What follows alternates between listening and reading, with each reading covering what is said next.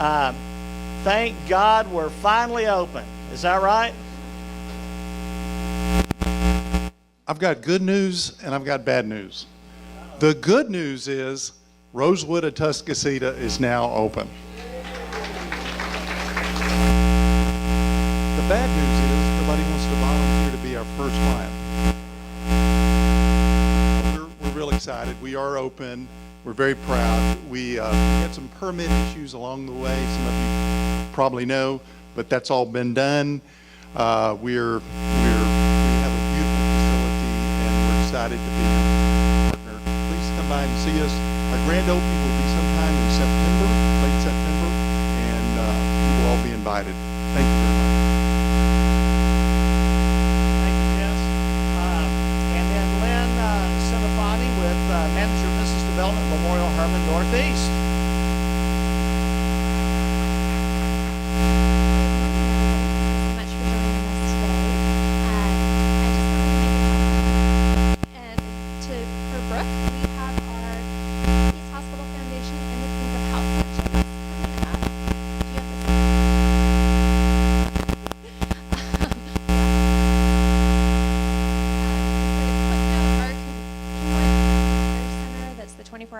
ER, primary care, specialty care, imaging, outpatient labs, and physical therapy is opening September 5th up by the new HEB in Kingwood. Our grand opening is going to be August 26th from 10 a.m. to 2 p.m. We're having a little festival, so we'd love to have all of you come out. Hi everyone, as Lynn said, my name is Brooke, and I have a long history with In the Pink in the Woodlands, and we're so excited to be a part of In the Pink Northeast this year. As she mentioned, we have some sponsorship information today, as well as a save the date. The date of the event this year is Friday, October 20th, and it's the 10th anniversary, so it's a big celebration. The beneficiary will be Project Mammogram, as well as other initiatives of the Northeast Hospital Foundation. So we're really looking for people to connect with to add to our already amazing committee. We're looking for sponsors, individuals and businesses who might be. Thank you for letting me tell you a little bit about In the Pink Northeast.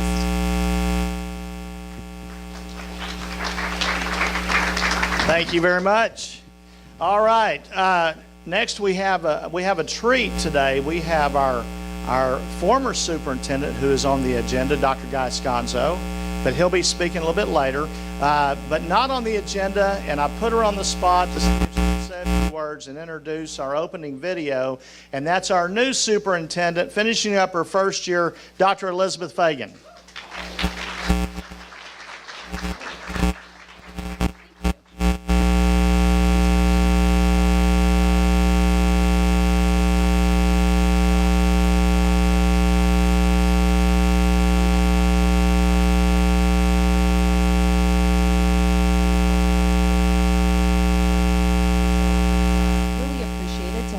Here, and we would just like to take a minute to celebrate. This has been a fantastic and very fast school year for me. We're already preparing for next school year. People always say to me, oh, you're the superintendent, so you have June, July, and August off? No. No, that's not how it works. See, we have to close a budget, open a budget, hire new staff for a new school year. We have to do all of our maintenance of our buildings that are major during the summer, and many other things that just happen to be really convenient when the students are off doing some other things in the summer. And so incredible amount of professional development happening right now.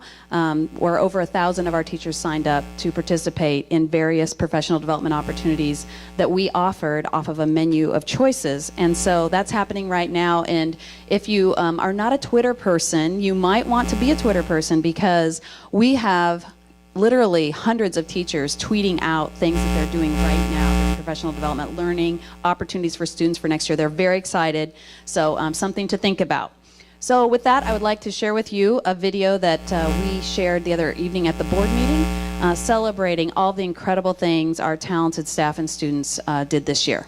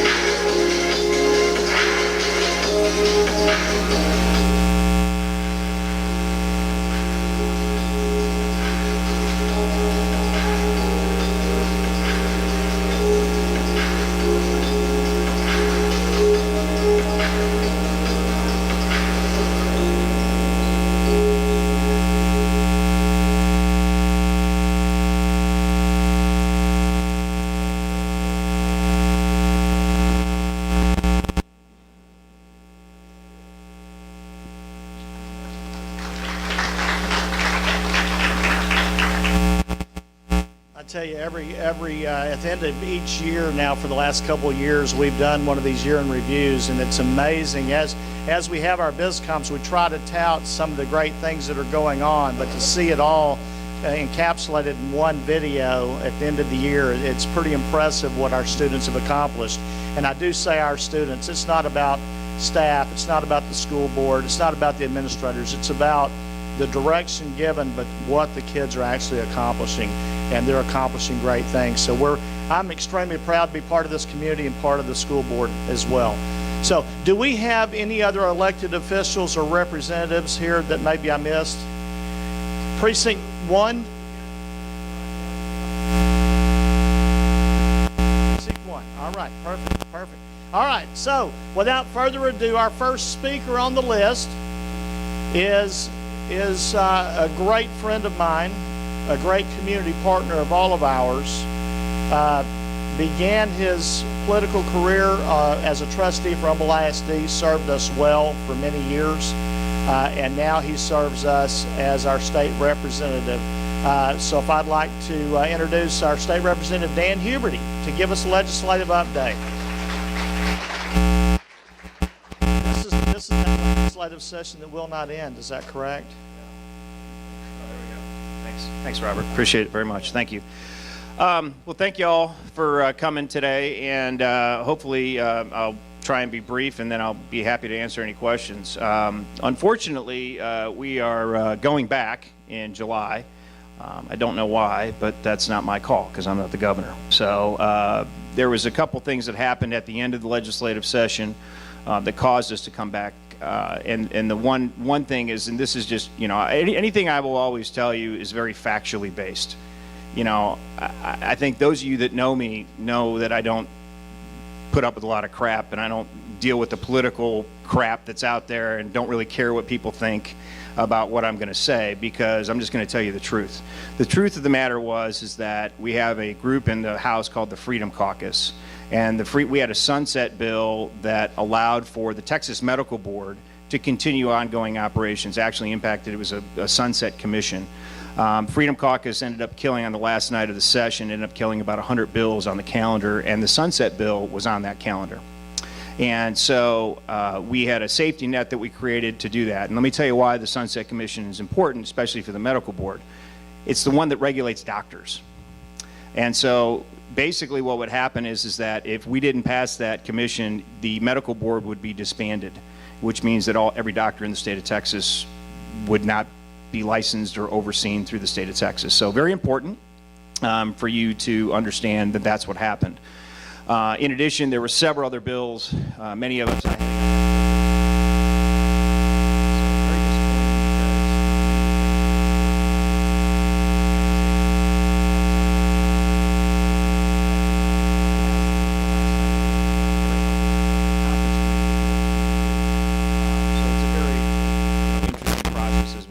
So the governor had to call us back to be able to deal with that, and I'll talk about some of the other wonderful things that he put on the call as a result after that.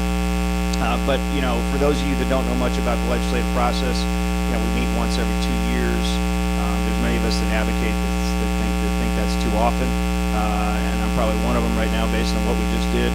But we had 6,800 bills that were out there, over 1,220 bills and joint resolutions were adopted.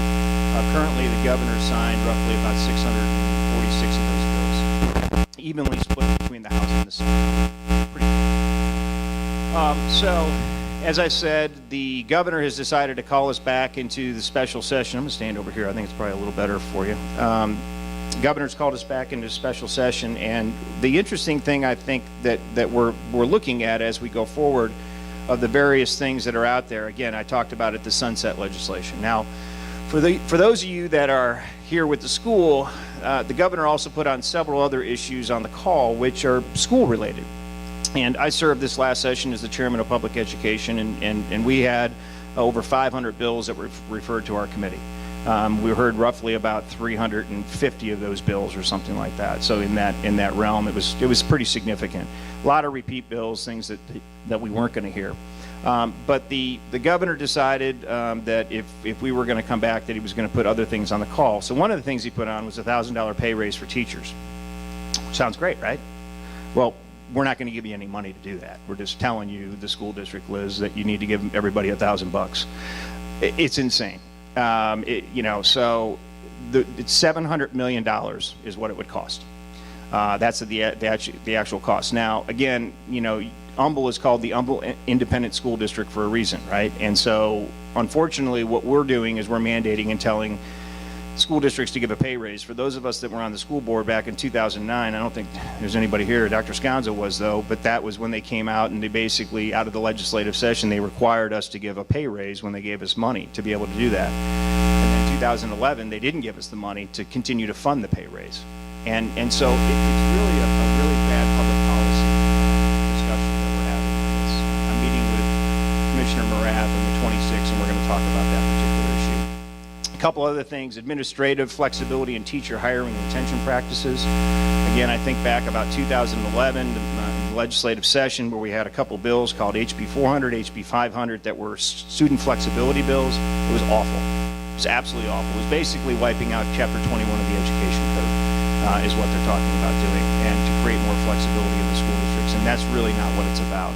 So it's a big debate. Then they want the School Finance Reform Commission. I actually killed that bill in the calendar myself. I actually have the House floor. The reason is it's very simple. I've been working on school finance ever since I started running for office, over 13 years ago. And the one thing is that the legislature's responsibility is to provide a free, fair, and efficient education in the state of Texas. That's our responsibility. That's what we're supposed to do. Constitutionally, that is a requirement that we're supposed to do. And what's happened is that over the years, after the lawsuit in 2007, we were funding at about 49% of the cost of education. Local property taxes make up the majority of how we fund education. So your maintenance and operation expense, which in Humble ISD is $1.17. I don't know what your bond capacity is for your INS, but I think it's around 38 cents. So what's interesting about this is that, so then I get to the legislature in 2011 after that session. We had a joint committee between the Senate and the House to come up with recommendations to fix school finance. We had those recommendations. We didn't do anything. 2013, we had another interim study to study how do we fix school finance. And by the way, we were being sued by all the school districts at this particular time. So we said, well, we're not going to fix school finance because we're being sued. So we didn't do that. Fast forward to 2015, plan during the interim session prior to all the way through, got it to the House floor, realized that we weren't going to get it passed, but again, came up with solutions and ideas to be able to do that.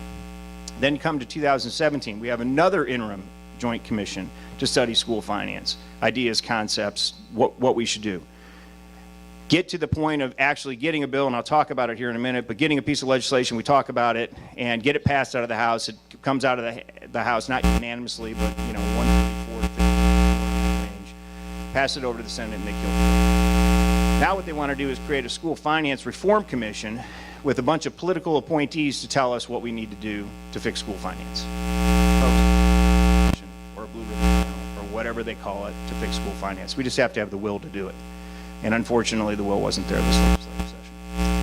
So we're going back into a special, and the speaker spoke yesterday and has talked about it, and it's still a priority for us. So we're gonna see if we can get it. And oh, by the way, there's another 16 items that are on there that you can look at, and a lot of these things that we need to deal with. But the property tax reform is a very interesting discussion because the majority of the property taxes that you pay relate to your school taxes, right?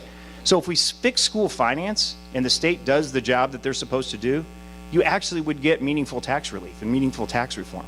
It's kind of how it works. And that's the discussion that we had. So we're very interested. Special sessions can last 30 days. I've been through several of them in my career. We've had 110 special sessions and 85 regular sessions. So from time to time, you need to have special sessions. You need to go back and fix the sunset. It's very critical to continue that. Senate Bill 1 is the budget breakdown. Every other year, the House will pass the House budget, and sometimes and then the other year the Senate will pass the budget. So last time it was the House budget's time. Thanks, Robert. You can't figure out how to do it. So nice job, bud. That's okay. That's all right. So basically, couple things to note in the budget. Oh, we got two knuckleheads over there now. So yeah, no, she's not an knucklehead. She'll actually fix it. There you go. All right. That's why he was the superintendent sitting. Yeah, right. Exactly. Yeah, no doubt. So when we talk about Senate Bill 1, there's general revenue. Now, the actual budget was $217 billion because there's federal dollars that come in there as well. But basically what it did, it kept spending flat in the state of Texas from what we, as we passed the budget. So talk about a couple of those things. One of the things that happened, there was a big fight that was up there, the school finance plan that we had. Took about $1.8 billion and put it into the system, and it was through a deferral. We were very honest and upfront about that. And the way that works is that the budget starts September 1.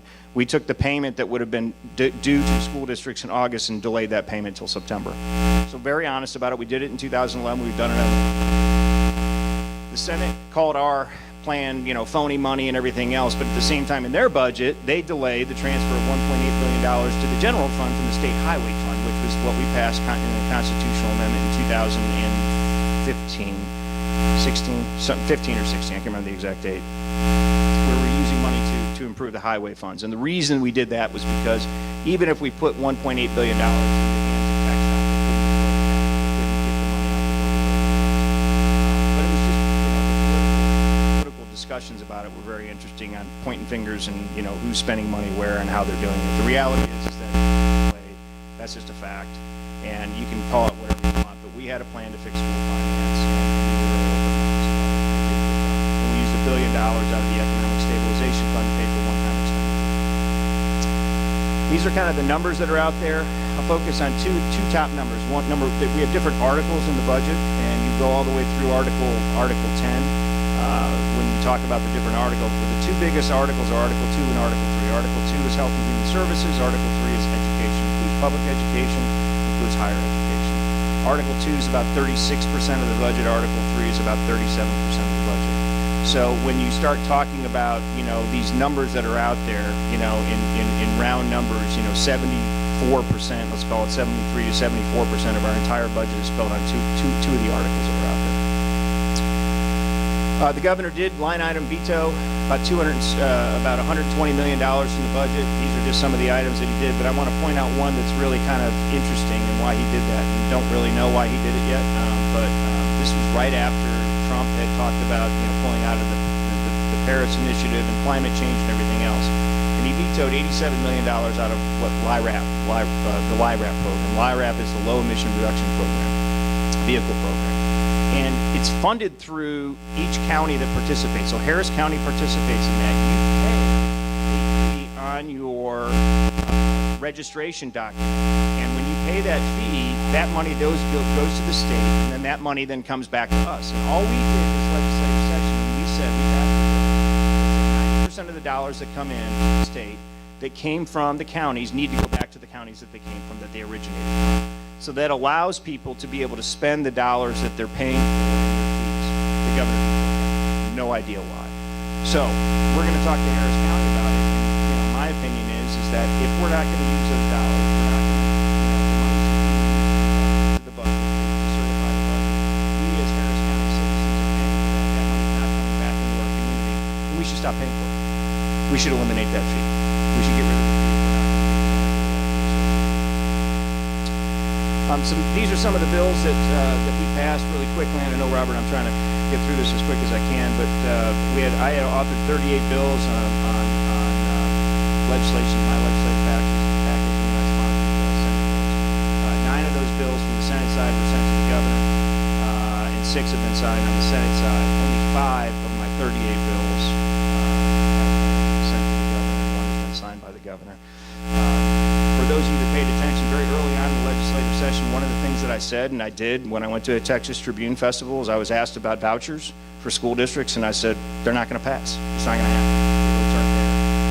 And I never said they were dead or anything else. What I said is that the House is not going to pass them, and that's just the fact of the reality. We voted 6 times in the House, over 100 votes each time, to say that we weren't going to pass vouchers. So many of the bills that I filed that I sent over to the Senate didn't even get referred. In fact, they were sent over there. The school finance bill wasn't even referred until about 2 weeks left in the legislative session. They had it for about 6 weeks. So I'm a political reality person. I get it. I understand the process of how it works and the political payback associated with that. That's fine. A lot of good legislation died as a result of that.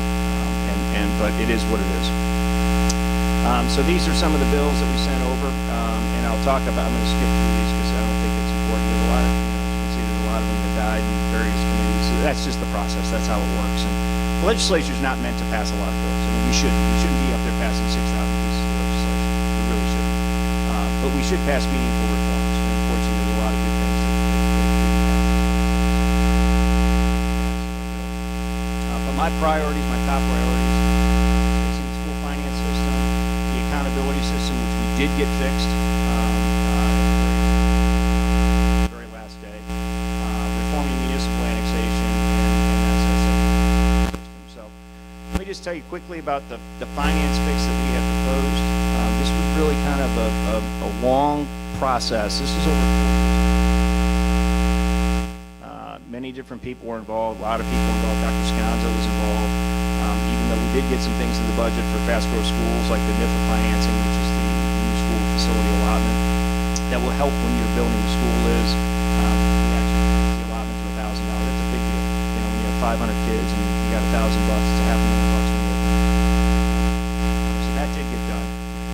But what we did is we looked at things and said, how do we make school finance reform? Not just put money into the system, just throw money into the problem. And that doesn't fix the problem. We really wanted to fix the problem. So we looked at it and said, let's update the transportation. It hasn't been done since 1994.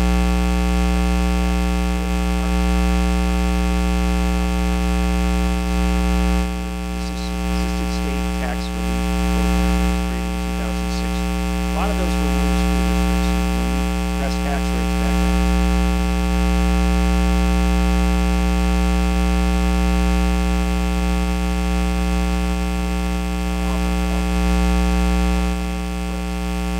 We added a new weight for dyslexia students. You know, I passed a bill in 2013 that identified how many dyslexic students were here. You know, I have a son that deals with that. He's going to Atascosita. They do a great job. Very pleased with the results. But it's kind of a new phenomenon. You know, the belief is that a lot of these kids that have been on drugs for ADHD and all these other things, that's not the problem. The problem is that they have learning disabilities. So we're learning more and more about this. 150,000 identified children with dyslexia in our school system. And so we added a one way for school districts to be able to do that. We did increase the basic allotment to $5,340 from $5,140. That's a big deal for school districts like Humble.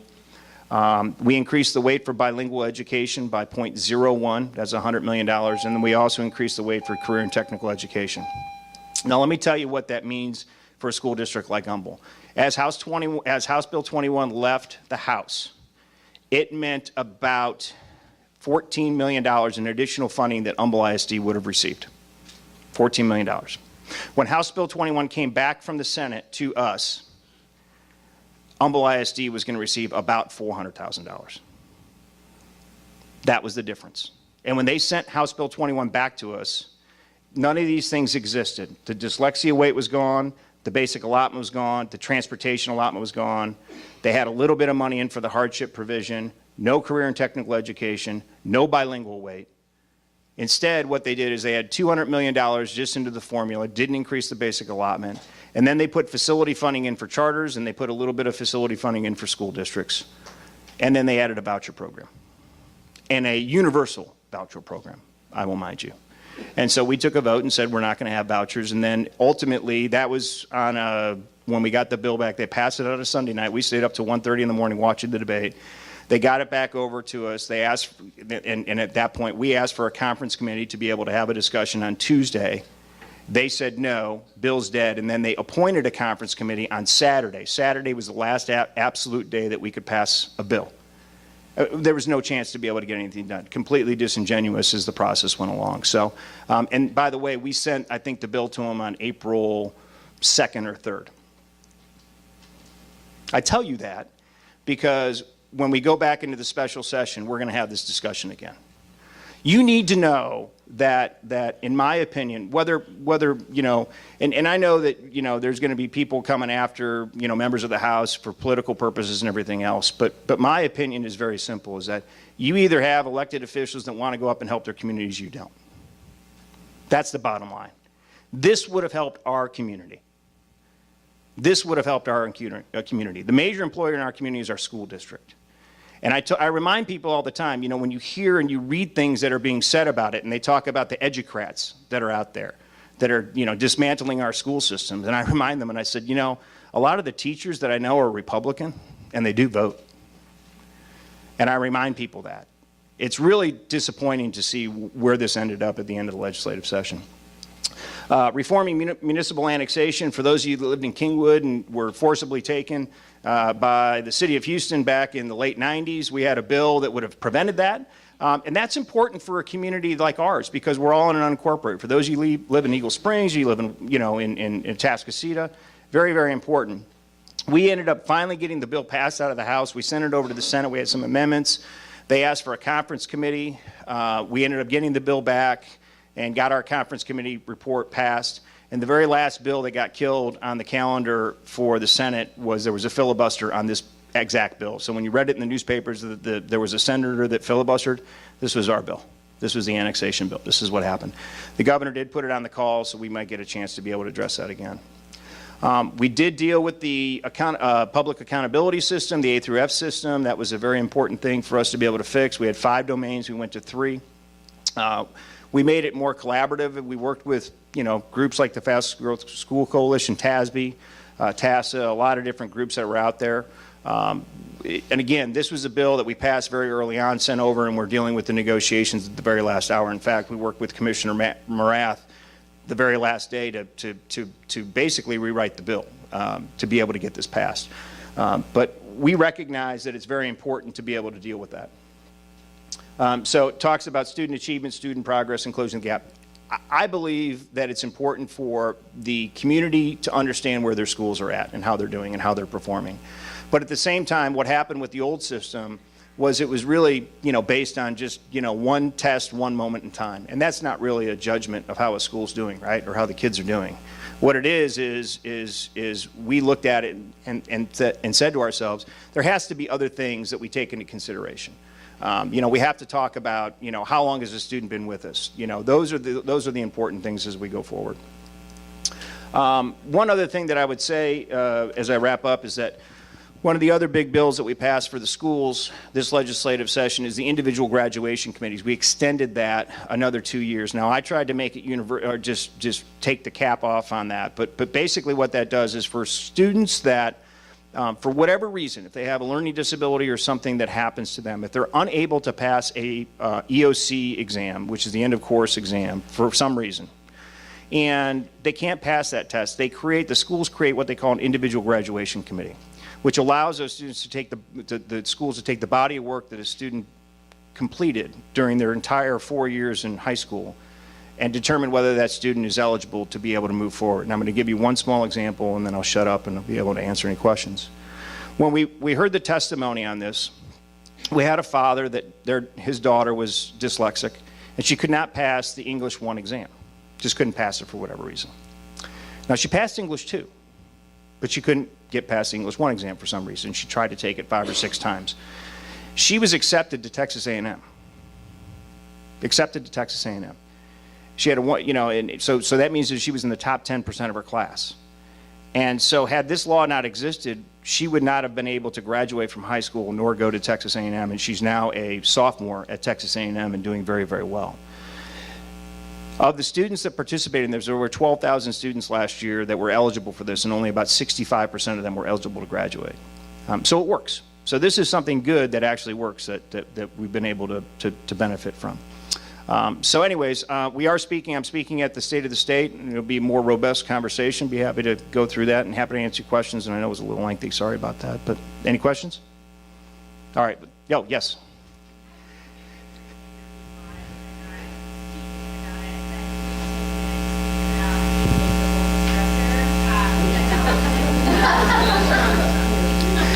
Yeah, that's interesting, okay. I have a few different outfits. Yeah, I'll wear one. I promise on the 27th that will be colorful for you. So yeah, they're making fun of me. I got the Texas Tribune or Austin Statesman or something. I wear some crazy stuff up in Austin. So it's just I told them, I said I can't get away with wearing that in Huffman or Humble, Texas. People are like, who's this guy? So yes.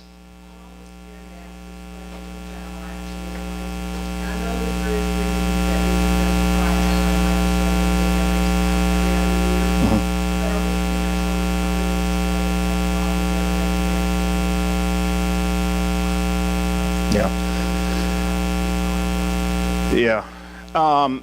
Look, I think our system works very well in the sense. Now, here's where the issue is. We've had discussions about there are some states that will go into session just to pass a budget every year, and then they'll have their policy debate every other year. And there was some discussions about that over the years. Should we do that? But we have a system in place where we forecast out, and then we create what we call a supplemental budget, which we pass to make up for any deficiencies that maybe occurred or spending that we needed to do as we go forward. Going through, this was my 4th legislative session. I can tell you this: you don't want us there every year. You really do not want us there every year. It is not productive, and to be honest with you, I think the system we have set up as citizen legislators, where we have a as well, maybe you do or don't know this, but our take-home pay is $600. That's what the pay is, and so people have to have jobs, and so the focus really is on that. You go there, get your job done, go home, get back to your life. And then be able to let the policy work through the process. So I just can't imagine how it would be more productive. You look at the states that have full-time legislators like Illinois, California, completely dysfunctional. And so I just don't see it as a positive. One more question. Yeah. Actually, it's a comment. I went up for the first time to Austin, not as a judge, just as a mother with my 4 deaf children this summer. And I cannot thank Casey and Dan enough. They answer the phone every time I call.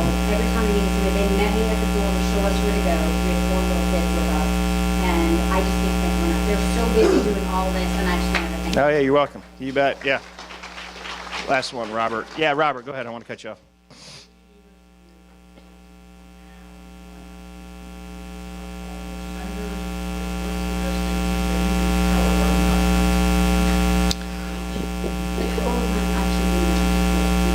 Yeah, the call hasn't been done yet, so we'll see what happens, what the governor really puts on the call. All these items that I put up earlier, we've discussed them. We've had the policy debate on these issues numerous occasions. So I think that certainly you talk to your senator Brandon and Brandon and I are great friends. We just have different policy views of the world. And so, especially as it relates to education, and which I'm the chairman of education, so that's where 95% of my time was focused this last session.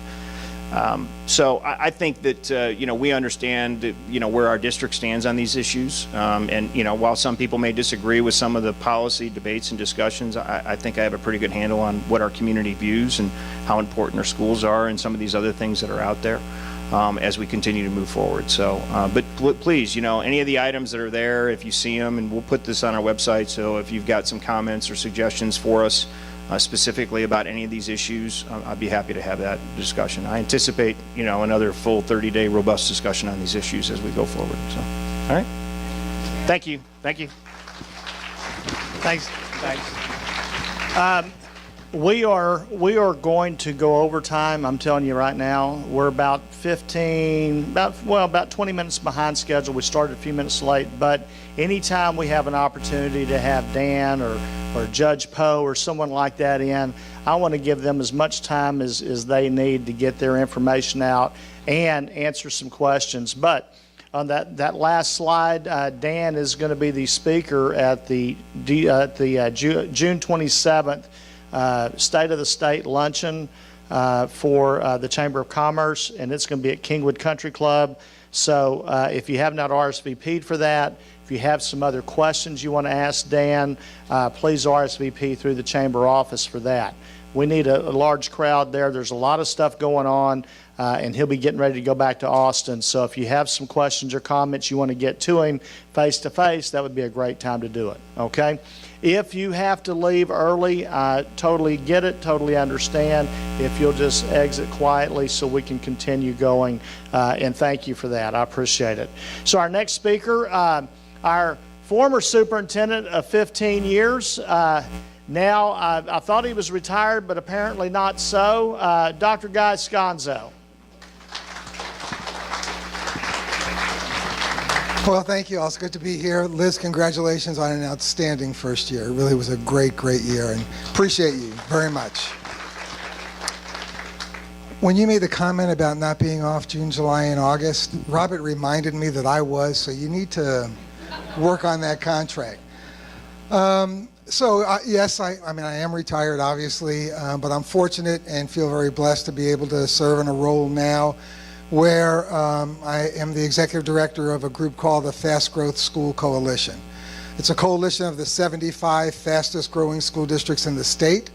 Humble has been a member for all 20 years that the organization has been in existence. And really a big part of my role in working with that group is spending time at the Capitol. So I want to echo and really expand on Judge Cordoba's words. Our friend Dan sat and still does sit in a very powerful position in the legislature as chairman of the House Public Education Committee. And I want to tell you, there is no one, because I thought I was involved in the legislature while I was superintendent, but now that I'm there a lot more, I've gotten an education on really the ins and outs of day-to-day, how it works. And we could not collectively be more blessed to have a stronger person representing us with deep convictions about good policy and truly no regard for the crappy politics that occurs every day in Austin, Texas. So Dan, thank you very, very much. For as crazy a session as it was, if it weren't for the Sunset Bill, in this guy's opinion, there is no reason to go back for a special session to address all 19 things that have already been addressed repeatedly.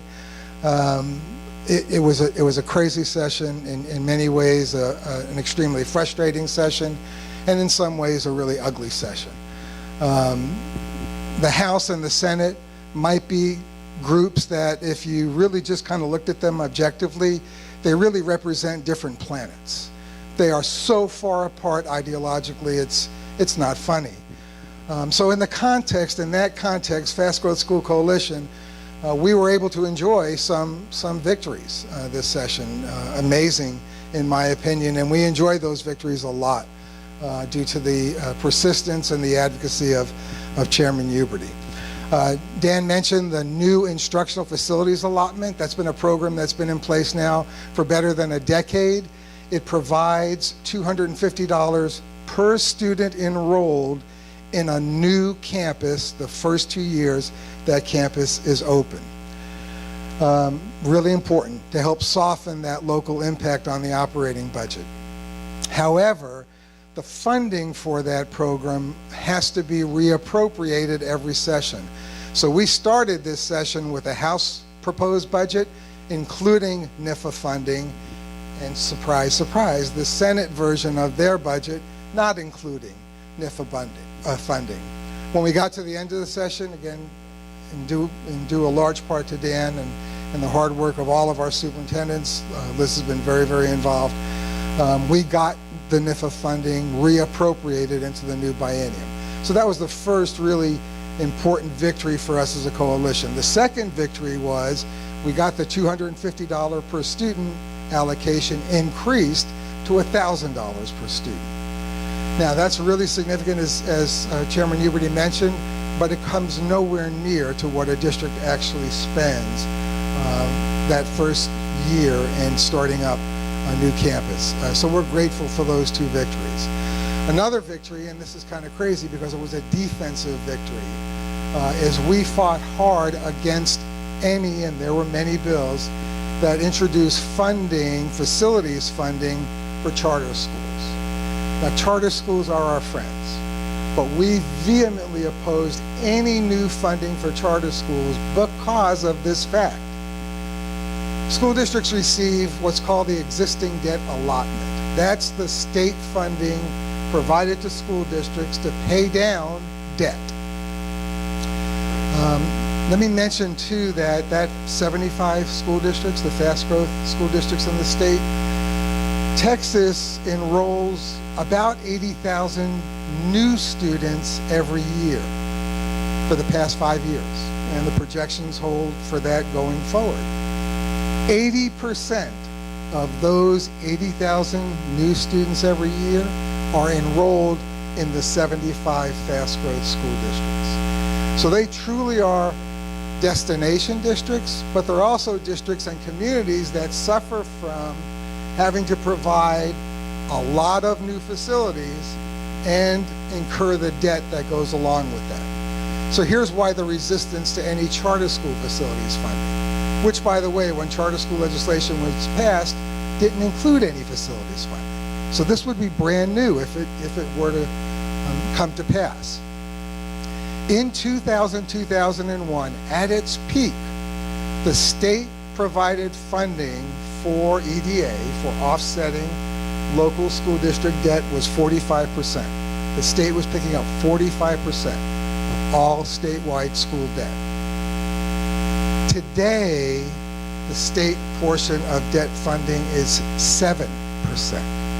It has been a huge and steady decline, and a loss for us this session. No new money for EDA going into next biennium. It's going to be less than 7% going funding. So we'll continue to be vehemently opposed to charter school funding until the state gets to a place where they see the wisdom in upping their ante for paying down school debt.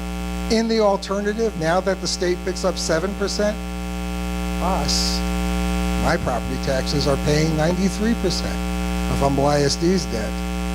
So when Chairman Huberty mentioned that's real potential, real property tax relief, I can't emphasize that enough. You want to lower property taxes?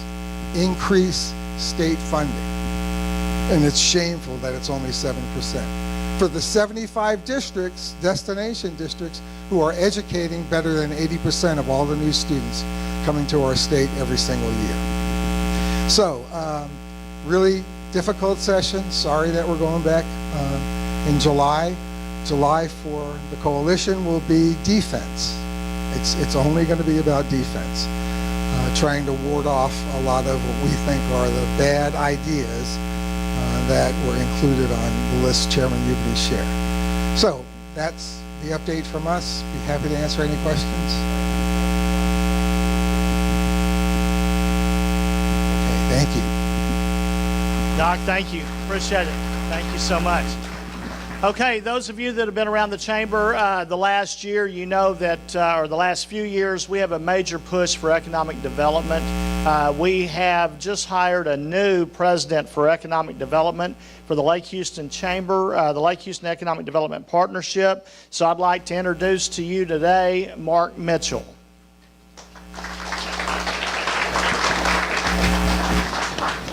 Good afternoon. I'm upset with, thank you, with Johnston for putting me behind Chairman Huberty and Dr. Sconzo as the new guy, so I've got words for him a little bit later. But I started just 2 days shy of 2 months ago, and I've had a great experience. It's been drinking from a fire hose the last couple of months, but the welcome to the community has been excellent. And I've got a 28-slide deck, and we're not going to do that today based on kind of where we are, but I would like to talk a little bit about my background and a little bit about what I think the opportunity is going forward for this area. I moved here in 2008 from Michigan to do site selection consulting for Ernst & Young. I've essentially been on all four sides of the economic development table for the past 21, 22 years. I started in city and state government in Indianapolis. I was a VP of business development for the city of Indianapolis's Economic Development Corp. under Mayor Goldsmith, very pro-privatization mayor. We did $4 billion worth of deals over a very short period of time. We did deals with everybody. And so we had a strategy, but essentially if you could fog a mirror and you were creating jobs, we figured out a way to give you tax incentives. So fast forward 20 years, there's all kinds of clawbacks, there's all kinds of different requirements as far as compliance and reporting, and it's a lot different landscape than it is now. So this area is a diamond in the rough. This really, the Lake Houston area, the northeast side of the Houston Metro, is really the last frontier for the Houston Metro. We've got the ability to do planned growth, which I'm very excited about. My kids came down here when they were 6 and 9 years old. Humble School District is fantastic, Dr. Sconzo. It's been phenomenal for my boys. Essentially, they came down here 1st and 4th grade. My 4th grader is still a Michigander. My then 6-year-old, who's now 15, is a Texan. He knows how to use y'all effectively. And so the school system has done a great job. My oldest just graduated from Kingwood High School. He got accepted into A&M, Texas Tech, Sam Houston, and U of H. He's going to San Antonio A&M. And so we know that the school district in Kingwood did a phenomenal job in preparing him to be college ready. So I applaud the school district. We made a great decision. We moved here because it was close to the airport because I traveled a lot. And so we got the benefit of moving into a great school district by the fact that it was close to the airport. But I don't think if we had to do it over again, we would have picked another school district to move into. So quickly, just from an economic development perspective, I think everyone probably has a great understanding of economic development on the nonprofit and maybe government side as far as there's tax incentives out there. There are people that have responsibility as far as representing their specific areas and growing jobs and attracting jobs. But I want to talk a little bit about economic development from a site selector perspective. I don't know that it's a very secretive industry. It's one of those things where there's probably only 6,000 or 7,000 people across the country that really do this full-time, and actually make a living doing it. And so typically there are 3 types of incentives out there. There are statutory incentives, discretionary incentives, and negotiated discretionary incentives. And essentially the statutory incentives are incentives that are on city ordinances, county ordinances, state legislature, federal credits. And so these essentially are just litmus test incentives. If you hire X number of people and they do this type of job and you're in this NAICS code, you essentially qualify, and the devil is in the details as far as filling out the application. The novelty is in the discretionary incentives. Those incentives are negotiated. And that's where typically either the business or a representative of the business is looking at the company from a capital budgeting perspective and whether they're consolidating operations, whether they're acquiring a new business through M&A, or whether they've got organic growth. That's essentially where people like me would come into the equation, and we essentially would go out on the company's behalf and negotiate various incentive packages for them related to this growth. And they may be spending money on new buildings, they may be hiring hundreds or thousands of people, they may need new roads, they may need infrastructure, they may need special legislation. And so part of my role was to actually represent our clients out in the broader landscape as far as nationally and help them find the most appropriate place to grow their business and their operations. And so over the past 15 or 20 years, and we called it the Wild Wild West back in the late 90s, there wasn't a lot of compliance, there wasn't a lot of requirements, if you will, as far as maintaining the credits once you've received them. But over the last 5 years, states have gotten a little bit more sophisticated, and now there are rigorous compliance requirements in place. And so over my tenure, I've kind of pivoted, as I said, from one side of the table to the other. So after I left city and state government in Indianapolis, I actually went to Ernst & Young, spent several years in the Indianapolis office as the practice manager for the credits and incentives group there, then left Indianapolis and went to Michigan to run a regional economic development corporation in Southwest Michigan, which was 5 organizations that rolled up into a single organization, and it essentially was a workforce development group, an economic development group, a community development group, and an education group. And so all those groups worked in concert with one another relative to our economic development strategy. So economic development just isn't business. It's how do we incorporate the school districts. It's how do we work with our local, state, and federal elected officials. It encompasses quite a few different things, and it can be relatively complex. There can be special legislation written for companies relative to growth. I was involved in helping craft legislation in Indiana. It's the Economic Development for a Growing Economy, the EDGE program, and essentially it's a cash rebate program for payroll withholdings.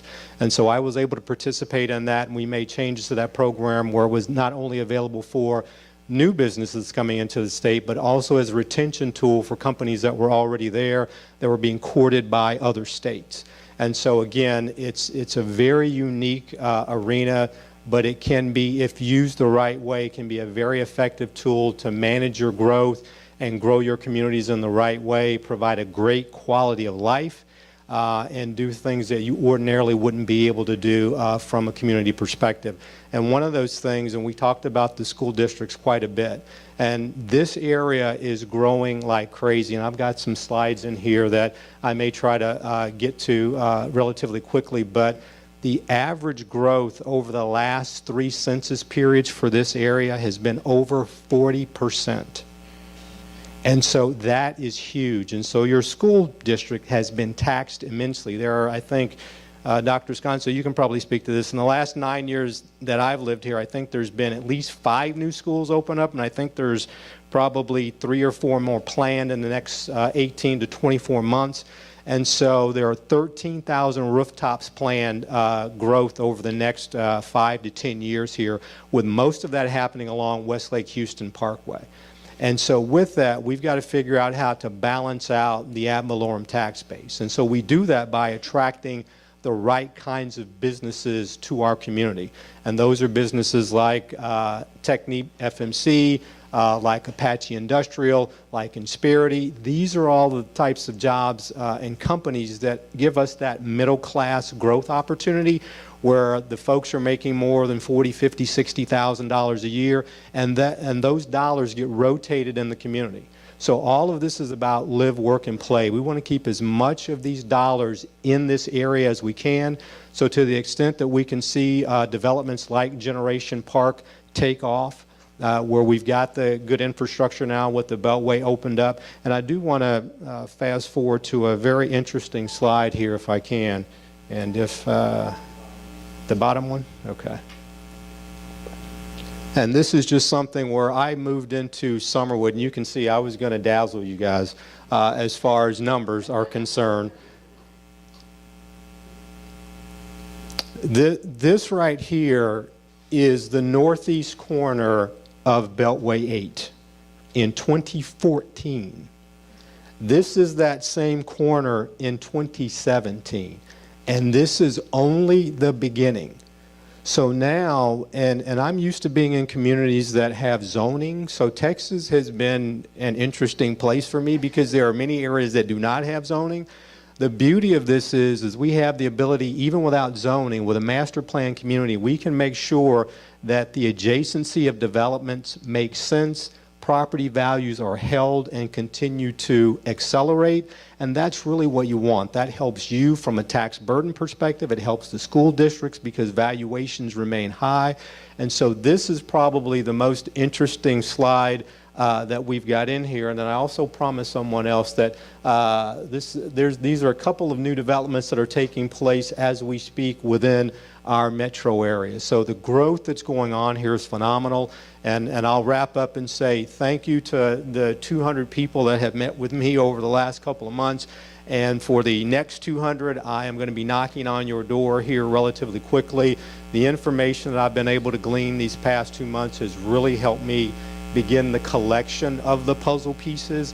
And now what we need to do from a chamber and economic development perspective is really begin putting those puzzle pieces together and see how we work effectively with our partners as far as our business partners, our community partners like the City of Humble, Harris County, This is a true great opportunity for this part of town, and the fact that we can do this in a managed way, leverage our infrastructure, sustain some of this for a longer term growth where we're not having to spend as much money as quickly, I think is phenomenal. This is home for me, and it will be for a while, and I just want to thank everyone for being so welcoming. And again, maybe the next presentation I'll be able to take you guys through that 28 slide deck, but today was probably not the day to do that. So if you have any questions, I'm more than happy to answer them.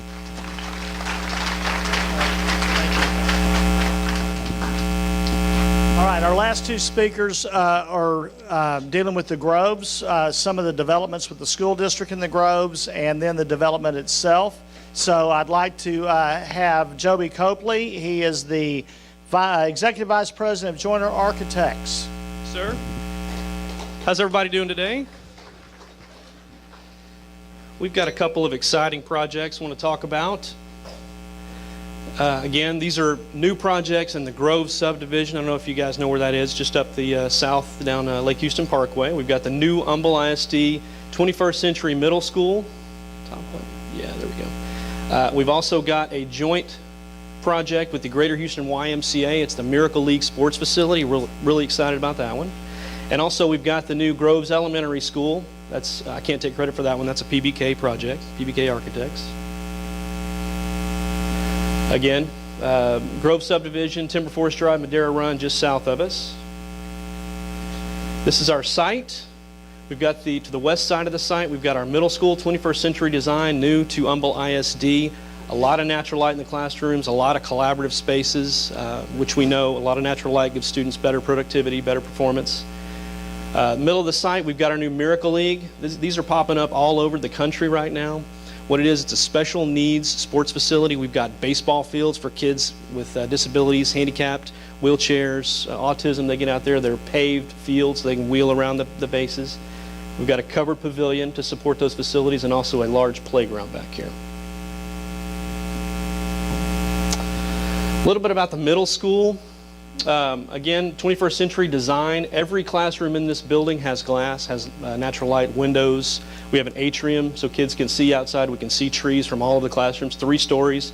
There's really that's the only real way to get natural light to every classroom. As you know, when you have the old boxy schools, all the interior classrooms, nobody gets light.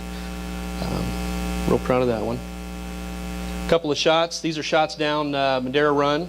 This is what you'll see on Timber Forest and Madera Run. This is the outside of the building.